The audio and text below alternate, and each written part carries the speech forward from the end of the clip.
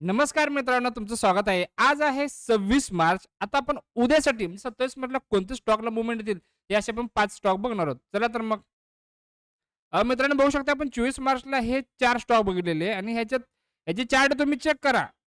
यातले हाय मारून खाली आलेले स्टॉक आहेत. हे बघा इथे वाढले बघा. अटलांटिक, केएसएच इंटरनॅशनल हे स्टॉक बघा. म्हणजे इथं हाय मारून जास्त आलेत. आता आपण असे 25 मार्चचे आजचे कालचे स्टॉक बघणार आहोत, की ते उद्या पण वाढतील. तर पहिला हे स्टॉक आपण बघूया. पहिला स्टॉक आपण बघूया.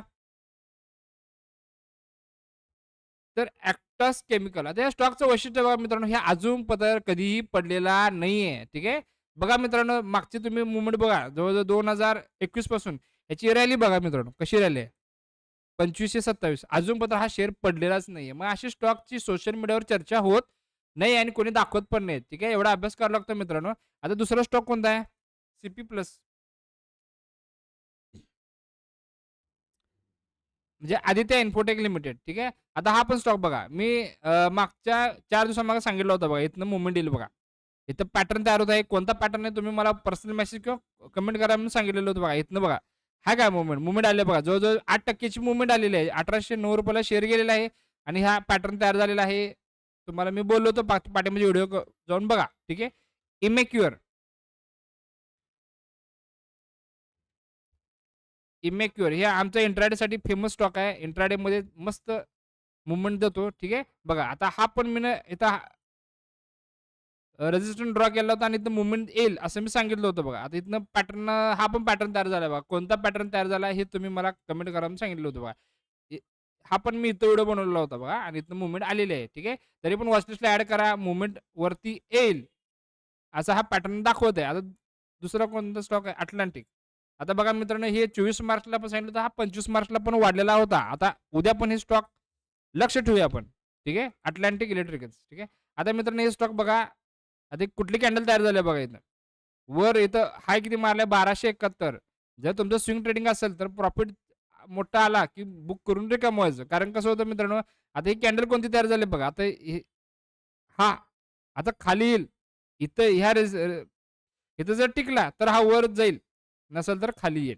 ठीक आहे. आता काय करतो हे आपण बघू. खरं हे मित्रांनो जवळ-जवळ 10 ते 15 दिवसाची मूव्हमेंट आहे. आता हा कोणता कॅन्डल तयार केलं हे तुम्ही मला कमेंट करून सांगा. मी सांगेन तुम्हाला. आता आणि कोणता स्टॉक आहे? ग्रॅन्युअल्स. ग्रॅन्युअल्स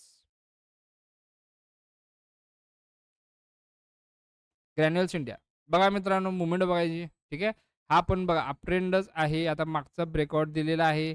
ब्रेकआउटला आपण बसत नाही. आपण ट्रेडला बसलो तर इथं बसतो. अख्खं गाव इथं ब्रेकआउटला बसतात. आता ब्रेकआउटला ट्रॅप करू शकतो. आपण इथे मूव्हमेंट करतो. आता याला इथं खेळू द्या आणि इथनं आपण बघू याला. ठीक आहे. तरी पण वॉच लिस्टला ॲड करून ठेवा.